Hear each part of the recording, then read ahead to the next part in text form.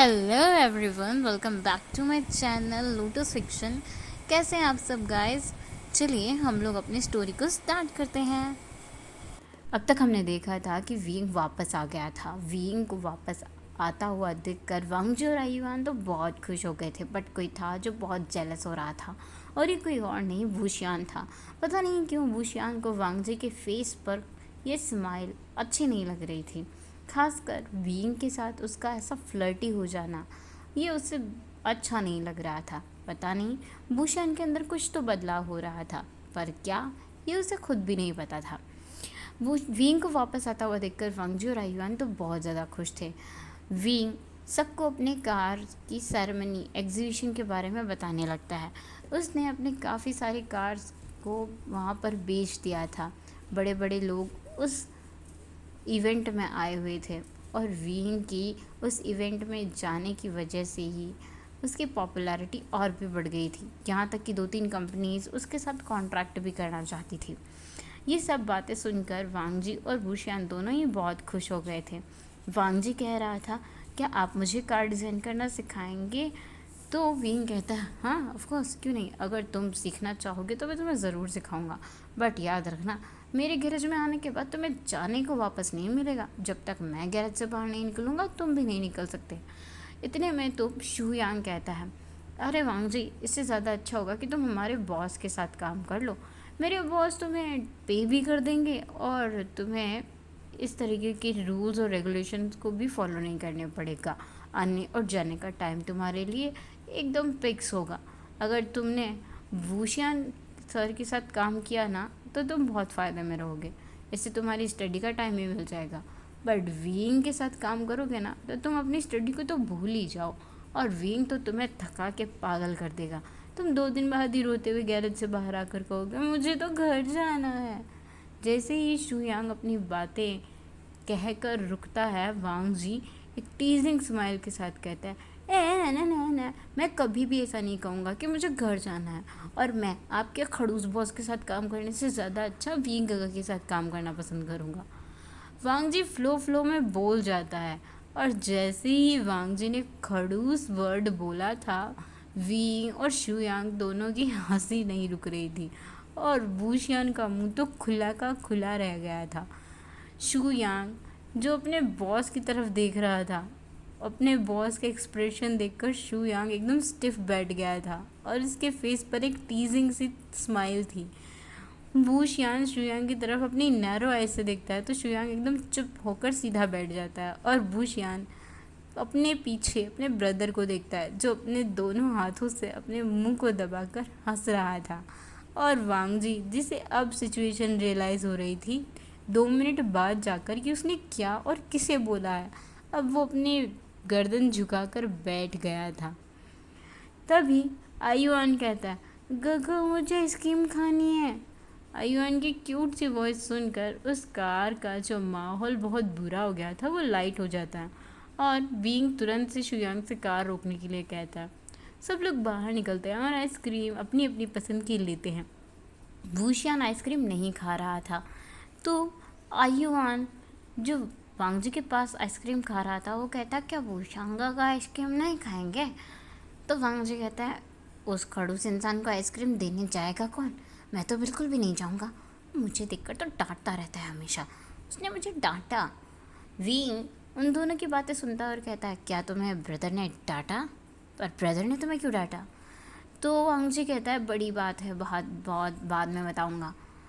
Wing कहता है, मेरे ब्रदर वैसे इतने बुरे नहीं हैं, बट हो सकता है उन्हें गुस्सा आ गया हो, इसलिए उन्हें तुम्हें डांटा हो। विंग आयुआन को एक ब्लूबेरी फ्लेवर की आइसक्रीम लेकर देता है और कहता है, आयुआन, क्या तुम भूशियान गागा को आइसक्रीम दे दोगे? तो आयुआन जाता है और भूशियान को आइसक्रीम देते हुए कहता है, भूशियान गागा आइसक्रीम खा लो। तो वूशियान आयुआन की तरफ देखता है।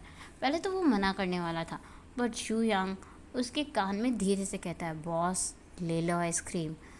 इससे ओमेगा खुश हो जाते हैं, और शायद ये छोटा सा ओमेगा हमारी हेल्प कर दे वांग जी से आपकी बात कराने में।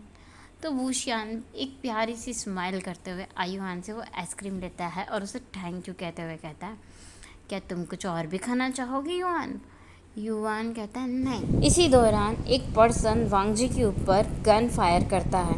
बुलेट आइसक्रीम के स्टोर से टकरा जाती है। वांग जी या विंग को कुछ भी नहीं होता, पर वूशियान और शुयांग इससे सतर्क हो जाते हैं।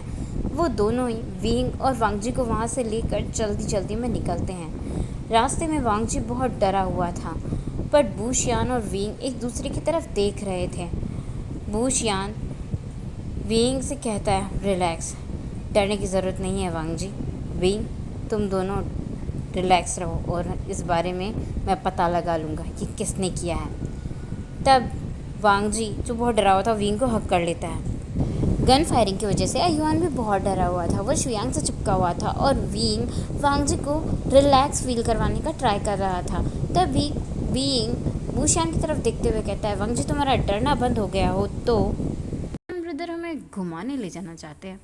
जैसे ही विंग ये कहता है वूशियान की बोलती बंद हो जाती है, क्योंकि उसे ऑफिस जाना था वापस से।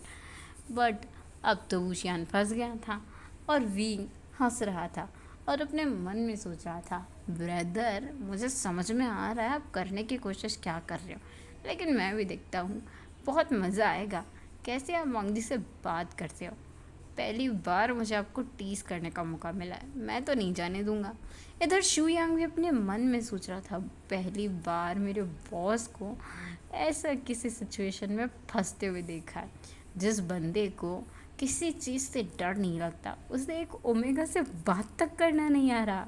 शुयांग भी बहुत हंस रहा था। अब ऐसे ही धीरे धीरे वक्त बीतता रहता है। दिन पर दिन विंग, वांग जी और वूशियान इन तीनों के बीच अब बहुत अच्छी दोस्ती हो गई थी। वूशियान अभी भी कम बात करता था, बट वांग जी अब उससे डरता नहीं था। वूशियान शुयांग के बताए आइडिया को फॉलो कर रहा था। वूशियान जब सुबह जल्दी उठ जाया करता था तो वो वांग जी को गुड मॉर्निंग विश किया करता था। वांग जी अगर कोई काम कर रहा होता था तो वूशियान भी उसकी हेल्प किया करता था। इन दिनों वूशियान वांग जी को कहीं भी ले जाने के लिए मना भी नहीं करता था। वूशियान के साथ साथ विंग भी आयुआन और वांग जी दोनों को कहीं भी ले जाने के लिए मना नहीं करता था। आज वांग जी काफ़ी दिनों बाद अकेले कॉलेज जा रहा था और पता नहीं क्यों उसे ऐसा फील हो रहा था जैसे कोई उसे फॉलो कर रहा है। वांग जी की कार में ही विंग का एक पर्सनल बॉडीगार्ड अपॉइंट कर दिया गया था जो वांग जी को उसके कॉलेज में भी फॉलो करता था। और वांग जी पिछले कुछ दिनों से ही ऐसा महसूस कर रहा था कि कोई उसे फॉलो कर रहा है। वांग जी रास्ते में ही कार रोकने के लिए कहता है ड्राइवर से और कहता है काम कीजिए अंकल, आप गाड़ी वापस घर ले लीजिए, मैं आज कॉलेज नहीं जाना चाहता। पता नहीं क्यों पर मुझे कुछ भी ठीक नहीं लग रहा है। और वो ड्राइवर भी ऐसा ही करता है, वो कार वापस से टर्न करता है। बट थोड़ी दूर जाने के बाद ही वांग जी का रास्ता 4 बाइक वाले लड़के रोक लेते हैं। उन चारों के हाथों में गन्स थी और अब वो वांग जी की कार पर फायर करना शुरू करते हैं। वो तो विंग की कार बुलेट प्रूफ थी और उसने इसे हाल ही में डिज़ाइन किया था, इसलिए वांग जी को और उस ड्राइवर को कोई भी नुकसान नहीं पहुंच रहा था। बट वांग जी बहुत बुरी तरह से डर गया था। पर तभी ब्लैक कपड़ों में 2 पर्सन वहाँ पर आते हैं और उन चारों लड़कों पर फायरिंग करते हैं। उनके निशाने बिल्कुल सटीक थे। वो चारों लड़के जो बाइक्स पर बैठे हुए थे वो बाइक के साथ ही गिर पड़े थे। और वांग जी ये सब अपनी आंखों के सामने होता हुआ देखकर बहुत बुरी तरह से पैनिक कर गया था। पहली बार वांग जी को इतना डर लगा था और ब्लड देखकर तो वांग जी को कुछ हो रहा था। उसे कुछ फ्लैशेस याद आ रहे थे एक कार एक्सीडेंट के, और सडनली वांग जी बेहोश हो जाता है। वो ड्राइवर वो बहुत बुरी तरह से काँप रहा था और सीट के नीचे झुक गया था। ब्लैक कपड़ों में जो वो 2 पर्सन वहाँ पर आए हुए थे वो धीरे धीरे उस कार के करीब आने लगते हैं और उनमें से एक इंसान जिसने अपने फेस पर अभी मास्क लगाया हुआ था वो अपने मास्क को हटाते हुए अपने पार्टनर से कहता है कार का दरवाज़ा खोलो। तो वो अपनी जेब में से एक कटर निकालकर कार का दरवाज़ा ओपन कर देता है। वो ब्लैक मास्क वाला पर्सन वांग जी के फेस को टच करता है और उसे देखने लगता है। वो अपने पार्टनर से कहता है ये बेहोश हो गया है, इसे अभी भी ब्लड से डर लगता है, शायद इसे वो एक्सीडेंट याद आ गया। वैसे ये बहुत स्ट्रॉन्ग है, मुझे यकीन है ये जल्दी ही होश में आ जाएगा, पर अभी के लिए इसे ट्रीटमेंट की ज़रूरत है, हम इसे अपने साथ ले चलते हैं। उसका पार्टनर कहता है आपको नहीं लगता बॉस कि अगर ये इस गाड़ी से गायब हुआ तो मिस्टर वी वूशियान हम लोगों तक पहुंच सकते हैं।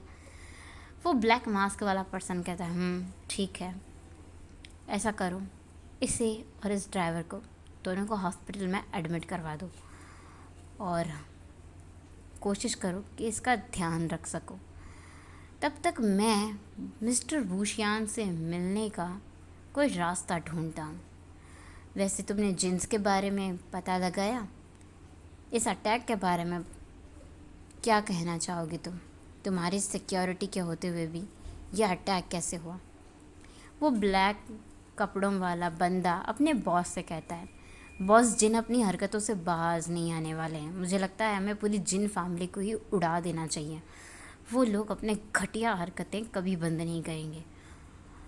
वो ब्लैक मास्क वाला पर्सन कहता है पहले तो तुम उन वेंस से डील करो, मुझे वेंस के दोनों बेटे अपने घर पे चाहिए, मैं उन लोगों को अच्छे से सबक सिखाना चाहता हूँ और साथ में तुम ये मुझे अगले 1 घंटे में पता करके बताओ ये अटैक किसने करवाया।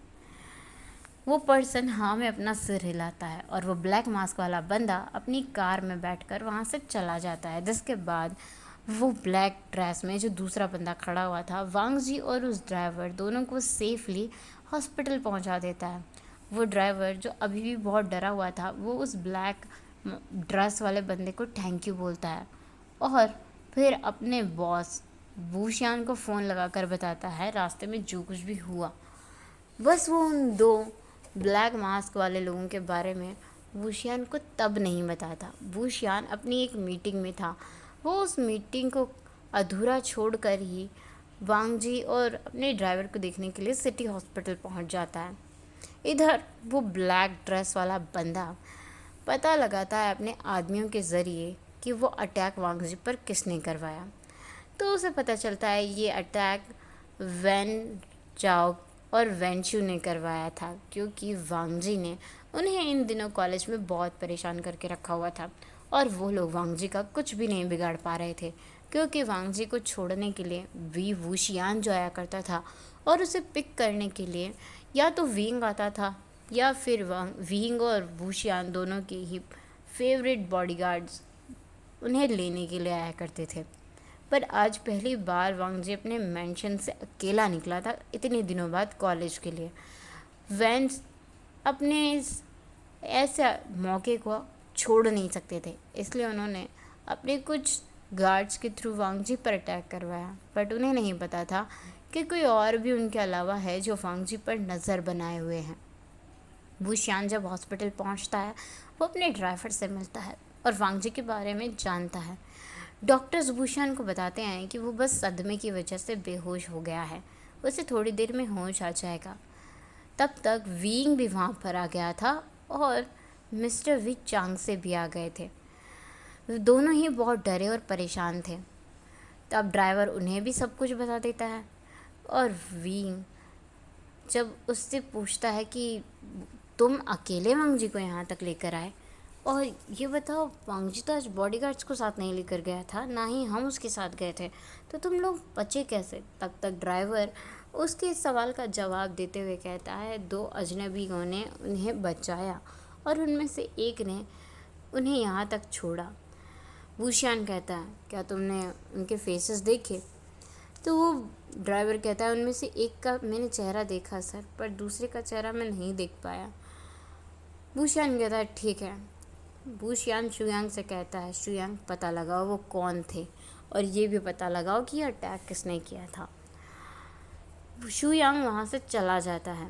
यहाँ पर वूशियान, वांग जी, वी सब लोग हॉस्पिटल से फ्री होते हैं और निकलते हैं वी मैंशन के लिए। वी चांग से वूशियान को बताते हैं वूशियान कल तुम्हारी मदर वापस आने वाली है, तो तुम अपने लिए टाइम निकाल पाओगे ना? वूशियान कहता है, डोंट वरी डैड, मैं कल छुट्टी पर हूँ। वैसे भी मॉम को पिक करने के अलावा भी एक ज़रूरी काम है। सबसे ज़्यादा ज़रूरी ये पता लगाना है कि वांगजी पर अटैक्स कर कौन रहा है, और वो भी तब जब हम में से कोई भी वांगजी के साथ नहीं होता है। मिस्टर वी चांग से कहते हैं, इसका मतलब साफ है वूशियान, तुम समझ रहे हो ना? कोई वांगजी पर नज़र बनाए हुए हैं, और वांगजी पर शायद एक से ज़्यादा लोगों ने नज़र बनाई हुई है। तभी तो उन लोगों को पता चल जाता है वांगजी घर से अकेला निकल रहा है या किसी के साथ। वूशियान कहता है, हाँ डैड, मुझे भी ऐसा ही लगता है।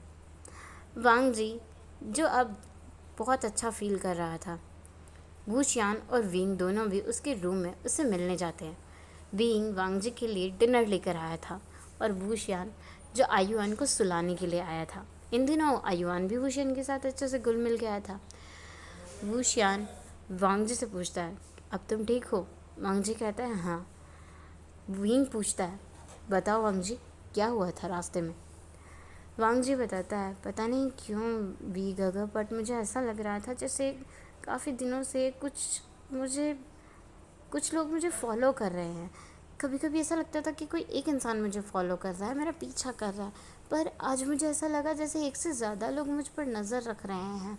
पता नहीं क्यों मुझे ये फीलिंग आई, और मैंने ड्राइवर से कहा कि गाड़ी वापस घर की तरफ ले ले, मगर रास्ते में ही 4 लोगों ने फायरिंग करना शुरू कर दी, और मैं बहुत डर गया था, मैं पैनिक हो गया था। मुझे ठीक से याद भी नहीं है कि मैं हॉस्पिटल कैसे पहुंचा, उसके बाद क्या हुआ। विंग और वूशियान दोनों कहते हैं, रिलैक्स हो जाओ, डरने और घबराने की ज़रूरत नहीं है। अब से तुम कुछ दिनों घर पर ही रहोगे, और तब तक हम ये पता लगाते हैं कि कौन तुम्हें परेशान कर रहे थे। इधर हमें फिर से सीन शिफ्ट करके दिखाया जाता है आधी रात का, जब वो ब्लैक कपड़े वाला इंसान अपने बॉस के पास पहुंचता है और उसे बताता है, बॉस, अटैक तो वैन फैमिली के ही चाइल्ड्स ने करवाया था। अब हमें उस ब्लैक मास्क वाले पर्सन का फेस दिखाया जाता है। वो एक मिरर के सामने खड़ा हुआ था, और अपने फेस से वो ब्लैक हुडी जो उसने पहना हुआ था वो हटाता है। साथ में उसने जो मास्क और कैप पहना हुआ था वो उसे भी हटाते हुए कहता है, मैं अपने ब्रदर को प्रोटेक्ट करूँगा। मैं किसी भी हालत में जिन्स और वैंस को उस तक नहीं पहुँचने दूँगा, किसी भी हालत में नहीं। मैं आया ही यहाँ उसे प्रोटेक्ट करने के लिए हूँ। मैं इतने सालों से अपनी फैमिली से दूर रहा, अपने ब्रदर से दूर रहा, जिसके साथ मैं पैदा हुआ, जिसके साथ मैं पला बढ़ा। मुझे उससे दूर होना पड़ा सिर्फ जिन्स की वजह से। मैं जिन्स और वैंस को बर्बाद कर दूँगा, मैं उन लोगों को मिट्टी में मिला दूँगा। वो ब्लैक कपड़ों में जो पर्सन था, वो अपने पार्टनर से कहता है, सोंगलान,